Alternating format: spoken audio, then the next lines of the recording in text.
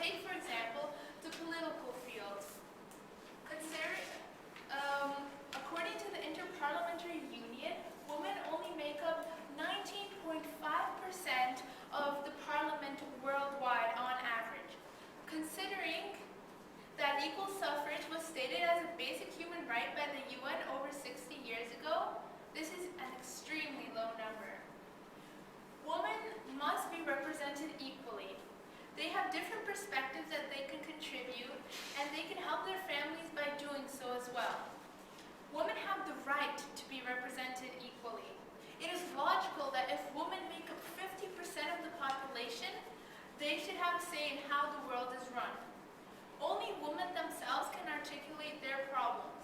According to a survey done by the New Zealand Labour Party and supported by the United Nations Development Fund for Women, UNIFEM, men have completely opposite views of what women actually want concerning abortion laws.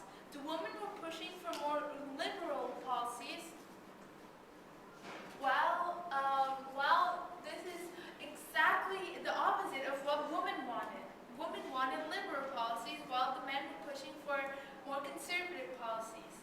This is an example of what happens around the world 24/7. According to Lorraine Corner of UNIFEM, NGOs are one of the groups who can help women understand the issues that other women are facing if there aren't clear or big political groups that can tell them. This means that NGOs in developing countries can be a key to getting women involved in politics. They can help represent the problems of females to other women who are in a position to make a change. Now, some of you might say, oh, but women shouldn't be in politics, they should be at home. Well, guess what? By a woman being in politics, they can actually help their family. We have to start to increase women on the local level in the decision-making process and then go up. This way, they can help themselves, their families, and their communities. According to the Central Asia Health Review, via the Central Asia Institute, a woman in Afghanistan dies from pregnancy-related complications every 27 seconds. Religious stigma toward gender separation is so deeply ingrained that a husband would rather let his wife die in childbirth than to allow a male physician to treat her in undeveloped areas in Afghanistan and Pakistan. For this reason, the Central Asia Institute sent in Dr. Genevieve Reed, an OBGYN, into Pakistan to help educate women so they could become midwives.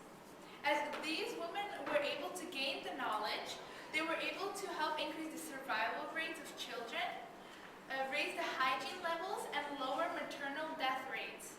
So you might say, so who cares? What does this have to do with politics?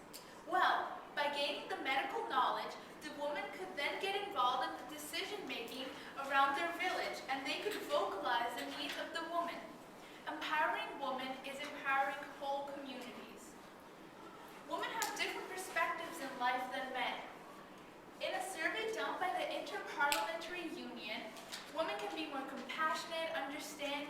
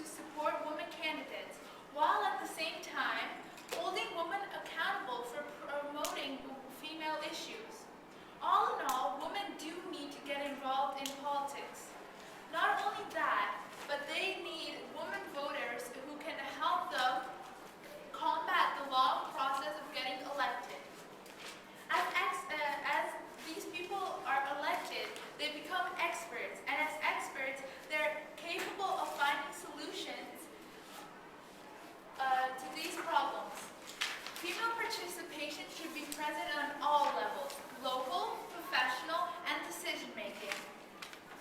They need to know what issues other women have so they can help them.